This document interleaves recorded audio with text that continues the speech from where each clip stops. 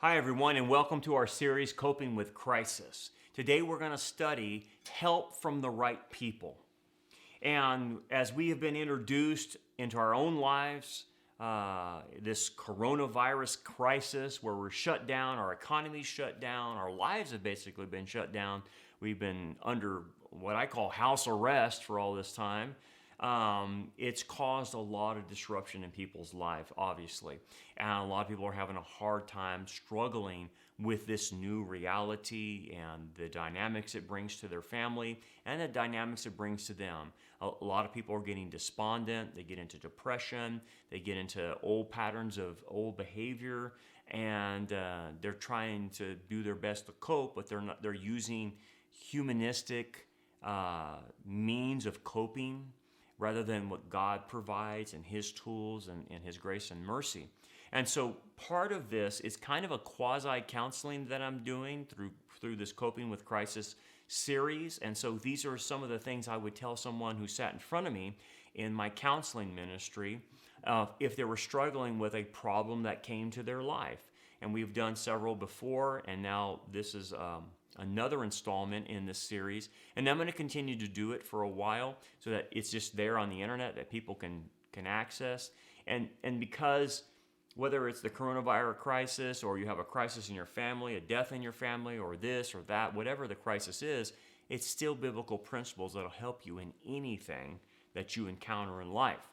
So what we're going to talk about today then is when we're going through a crisis, when we're going through a problematic situation in our lives, it is extremely important that you surround yourself with the right people. And I'll define the right people in just a bit, but most people don't do this. Most people actually will surround themselves with the wrong people.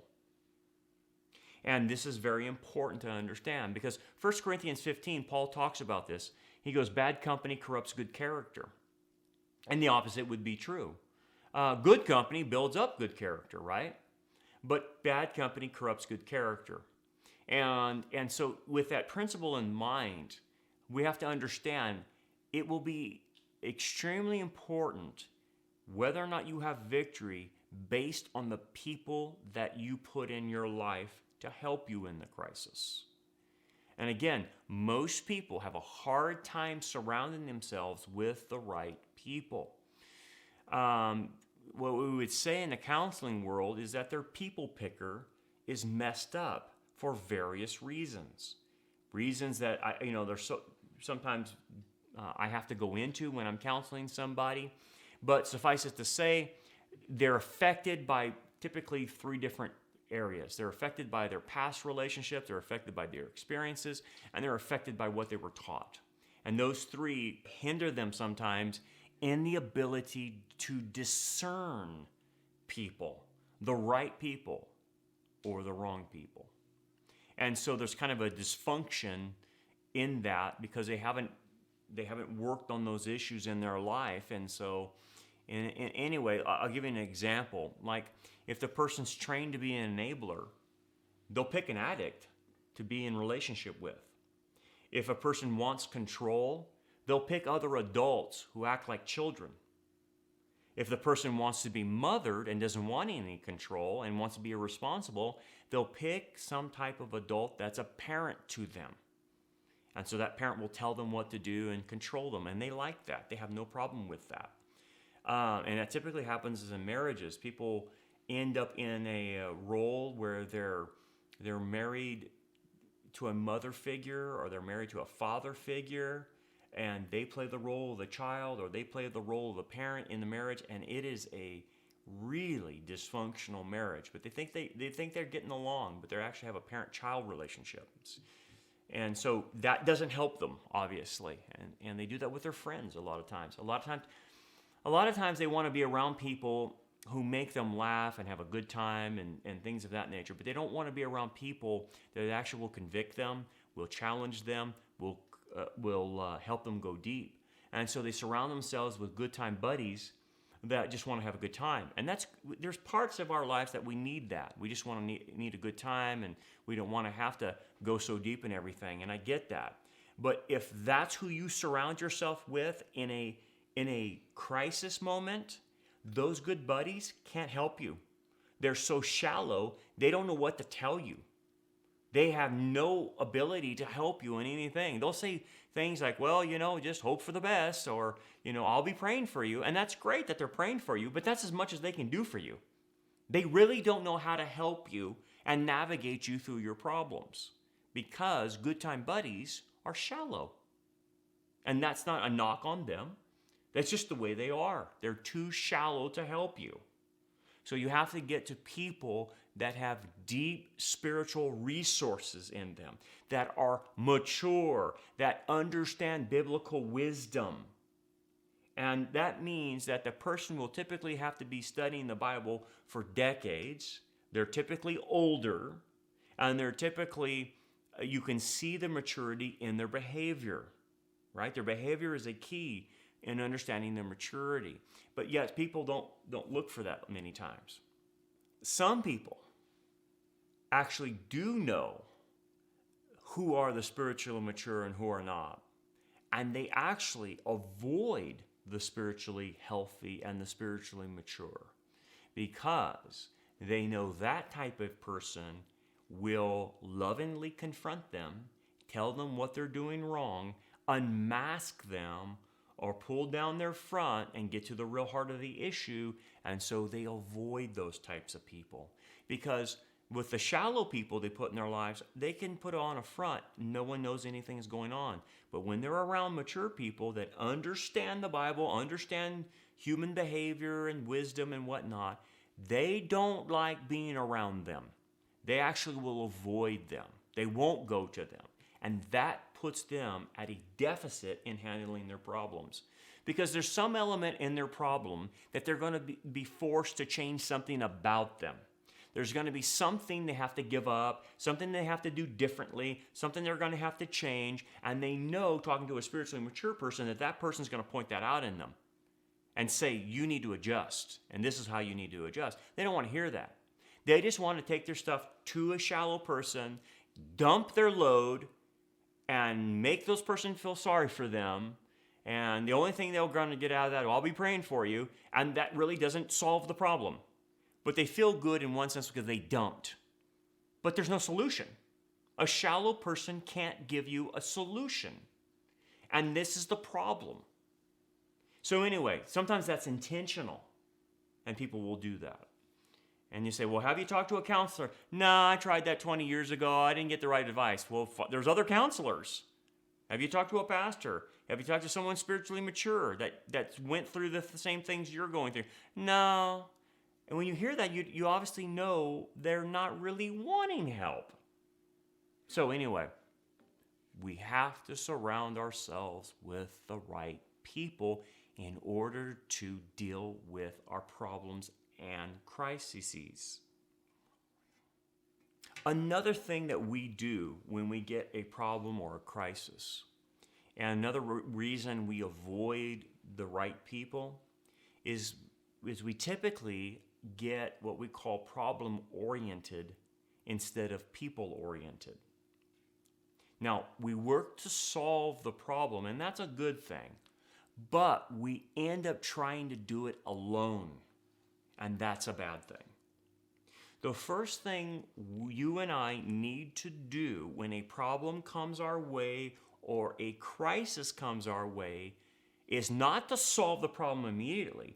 It's to take that problem to other mature believers and ask for help from them in this problem. And then you can problem solve with the help of more mature people that you surround yourself with.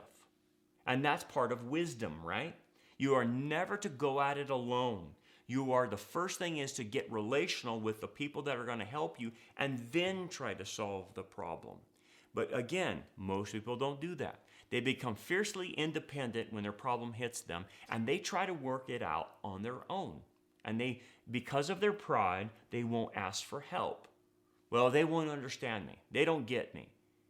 Look, there's going to be a lot of people in your life that haven't went through the same things you're going through. I get that. But that doesn't mean you can't reach out to people who know the Bible and are mature, because the point is, you're not going to find anyone that's went through everything you've went through. But if someone knows the Bible very well, they know the general principles, and the general principles don't change. Wisdom doesn't change. And those who know how to apply wisdom and the biblical application to your problems can help you solve your problems. But you get this mentality of, well, I don't want to talk to anyone that hasn't went through what I went through. Well, good luck. And I'll tell you this, even those who have went through your problem sometimes don't even know how they dealt with it. They don't even know how to deal with it. And so, I've seen this in athletics. There are players who played the game but simply can't coach it. And sometimes you run into that person. They went through something, but they don't know how they went through it. They can't tell you what they did. They have no clue. And that kind of person is the kind of person I know in athletics who they might be a Hall of Fame player, but they couldn't coach their way out of a box. They simply don't know how to teach other people. You have to typically go to people who have the gift of teaching, who can connect dots, or has the gift of counseling or whatever to help you. And so, when we become problem-oriented instead of relationally oriented, we start trying to solve our problem by ourselves. And this starts messing us up, because I can guarantee you, you won't see other factors that are involved. You won't see the bigger picture because you're too close to the problem. You're too close to the problem. Like, for instance, when people have trouble with their kids, they're at a loss of, like, I don't know why he or she's acting like this. And they're like totally clueless. Well, the reason they're clueless is because they're too close to the problem. They're too emotionally involved with the problem in order to see where the deficit's at. They know there's something bad happening, but they don't know how to solve it because they're too close. That's why you have a third party that comes in who's not emotionally involved, who has some distance as a third party that says, this is easy to see. This is what's happening. This is what's going on. And typically, parents are just too close to the problem.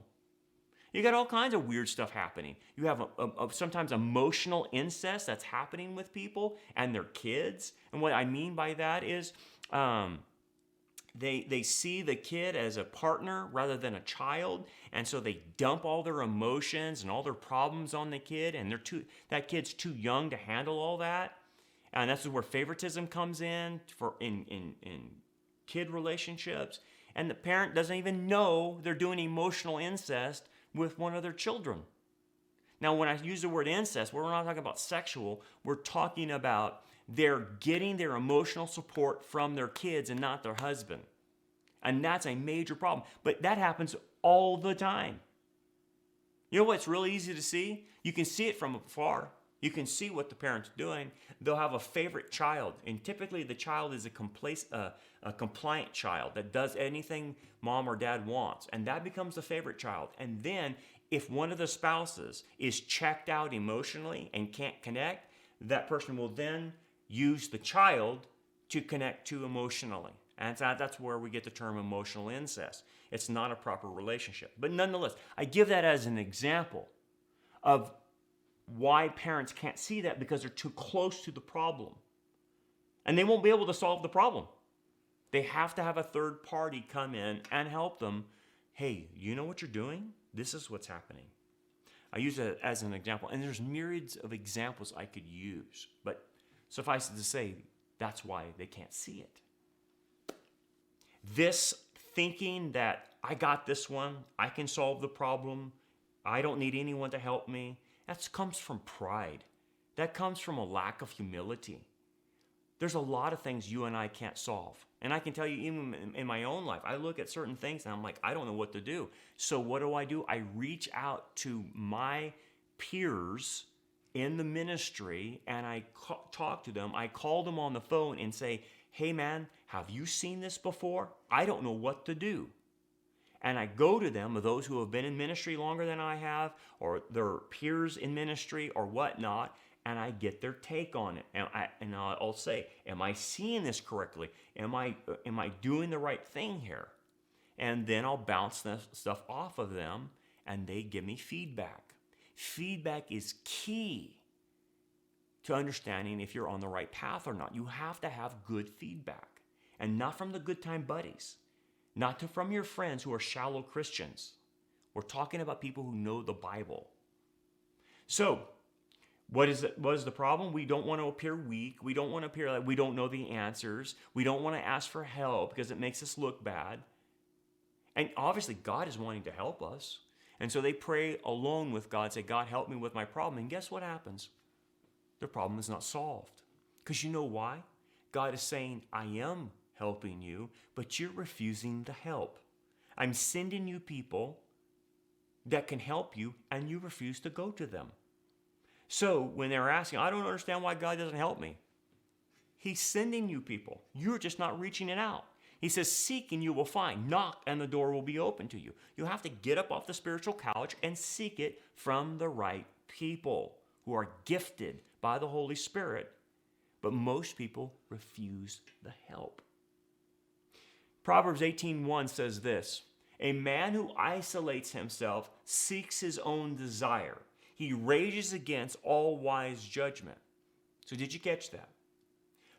One of the reasons people isolate in their problems and say, I got this one, is because they have a desire that they want to achieve that they know is not biblical, that they know is not right, but it's a desire of theirs. And so if they brought that desire to a mature person, that mature person would spot it and realize what the person's up to and confront them.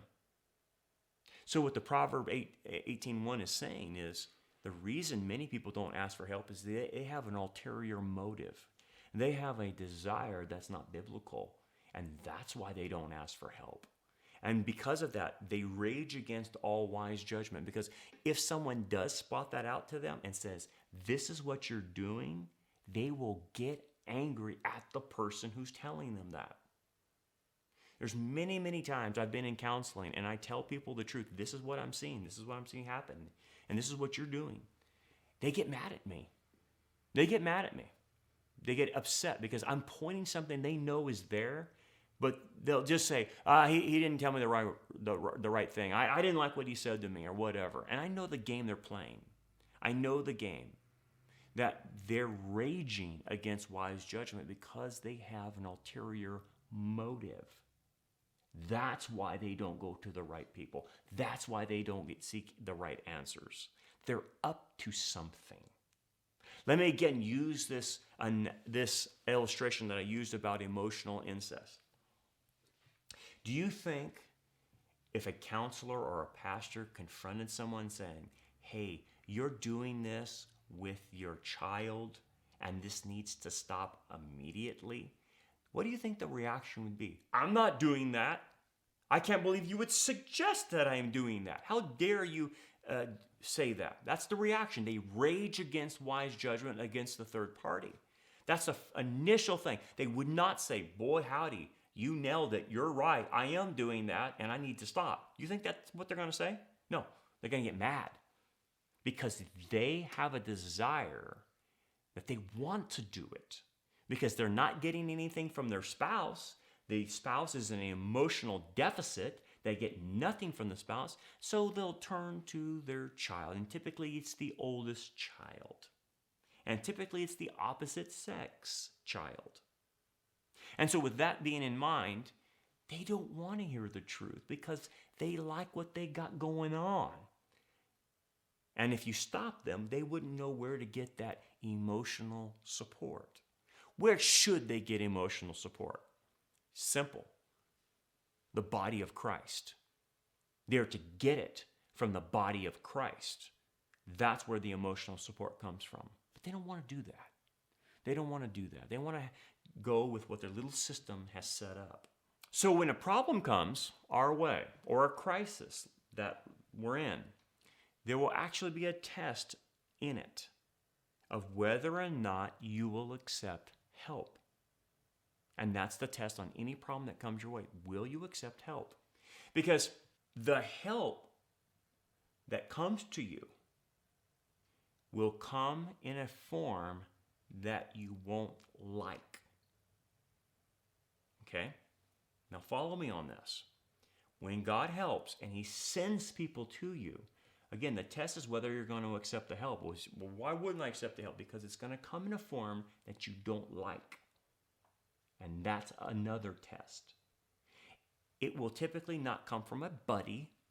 It's not going to come from a relative that you have some type of relationship with, that you're comfortable with. No, it is going to come from someone that's going to make you uncomfortable. Okay? And that's their job. So let me give you an example. The story of Elijah being fed by the ravens, you all know that story, right? And he got his water from the brook. Why did God send an unclean bird to Elijah? A raven is an unclean bird, and the bird had the meat in its mouth. Elijah had to take the meat from an unclean bird and accept it from an unclean bird and eat it. Otherwise, he's not going to eat. Why did God do that to Elijah? Because, well, the big story is Elijah represents Israel, right? And Israel is not accepting the help that God is providing because they have their qualms about the form in which it's coming. So he's doing this to Elijah to be a kind of a symbolism of Israel. But what does Elijah do? He accepts the raven. He accepts the help that God has given him. And then after that, he takes him to a widow woman that's not even Jewish, and he has to accept help from a Gentile woman, a non-Jewish widow, which is extremely humbling, that a widow who's a Gentile has to help him, and he has to accept that too. And he does. But what's the point? When God sends you help, and you ask for help, send me people to help me. The people he will actually surround you with are going to be ravens and a Gentile woman, so to speak. What do you mean? It won't come in the form that you expect it to come in. And it will actually make you very uncomfortable. And so the first thing we should be doing is accepting the raven, accepting the Gentile widow who actually is the one bringing us the help. And many, many people have this hang up. They want to ask God for help, but then define to God in a demand how the help comes. Well, you don't get that option with God. You don't get to ask for help and then demand how that help comes. In the form, you want it in a certain form. He doesn't do that. I'm sorry. Does he want to help you? Of course he wants to help you and I. He'll give us grace and mercy. But when that grace and mercy comes, it's not going to be in the form that you like. And you have to come to grips with that. It won't be. So what happens is God sends ravens to people and they say, no, I don't want that. No, I don't want that. No, I don't want that. And God's like, I'm sending you all the help you can get. And you're refusing the ravens because it's not coming in the form that you like it to come in. Well, shame on you and I if we refuse the meat from the ravens. That will be a test. That will be a test in our lives. Okay, so let's talk about this. One of the things we're called to do in the scripture is to carry one another's burdens, according to Galatians chapter 6. And that means we are to share our burdens with others to help us in our problems. We not only help others in their burdens, but we have to share our burdens to others. So that's part of it. We carry one another's burdens. That's a biblical concept. We don't carry our own burden. Now, what it means by burden, it means beyond the normal knapsack. It's the idea of carrying a knapsack, and we have our normal carry things and weights that we carry every day. That's normal. We only share our burdens if it's beyond what is normal. Whether it's in our lives or with other people, that's how we share one another's burdens. It's beyond normal, okay? And so then we share that with who? Good, mature Christians who probably will confront us and tell us the straight dope, so to speak, and tell us the truth of the matter and point out the things we're doing wrong. That's who you surround yourself with, not people who are going to tell you what you want to hear. Okay? And also, we turn to God as well. That's a given. That's totally part of the whole thing. But God is going to work through other people. He's going to work through His scriptures and through other people, okay? Because when you ask for help, that's how He speaks to you, through His scriptures and through other people. So when we surround ourselves with this type of person, a mature believer who give us proper feedback, tell us the truth, you get certain things from them. You get the ability to cope with the problem and navigate through it. You get support, you get wisdom, obviously. They will give you agape love with boundaries, right? You'll get the proper feedback. You won't get what you want to hear. You'll get what you need to hear. And you'll get boldness. You'll get courage to face this problem. Because when you have people around you that are encouraging you, you can endure more. And then, yeah, there will be people that have been there, done that, and tell you how they went through it, and they're mature, and they say, this is how the Lord helped me cope with this. You're going to get guidance that's based on biblical morality and values. You're going to get good accountability from these types of people. That's one of the reasons they won't accept the Raven, is they don't like accountability. But also, let me make a note here. When you go to the right people, they will give you advice that's based on biblical morals and values. And you say, well, that's what I expect. Yeah, I know, but the shallow Christians don't do that. They don't have enough depth to tell you when you're crossing lines morally or crossing lines in value. I've heard Christians give the most unbiblical advice I could ever imagine. They gave advice to people who wanted to divorce their spouse, and they had no biblical reasons to do so. Obviously, according to the Messiah, the only way you can divorce your spouse is for marital unfaithfulness and death, okay? Or abandonment of an unbeliever, okay? So those are the three options. If you don't have those three options, you cannot tell someone to divorce their husband or divorce their wife. Well, I've heard Christians, well, you just got to do what makes you happy. You just got to do what makes you happy. And I wouldn't stay with him, because why do you want to live the rest of your life unhappy and this and that? And you hear people saying that kind of nonsense. And what these people are giving advice with is, you deserve to be happy, but don't worry about being holy. Don't worry about your biblical morals. Don't worry about your values. Just be happy. Well, right there, I can tell you, that's unbiblical advice. And yet you'll hear it from Christians. You just got to do what makes you happy. I wouldn't stay with him. And yet they're groundless in saying those things. They have no biblical authority to say those things. That's what we're talking about. Don't surround yourself with people like that. All of this, to summarize this, is part of discipleship, by the way. This is discipleship. We're all called to go to someone that's further down the road than us, more mature, more biblical knowledge than us, in order to be discipled. So ask yourself, do you have that kind of person even in your life? Or is all your acquaintances, all your friendships, just peer friendships, buddy friendships? But you don't have anyone in your life that's higher than you, that's beyond you.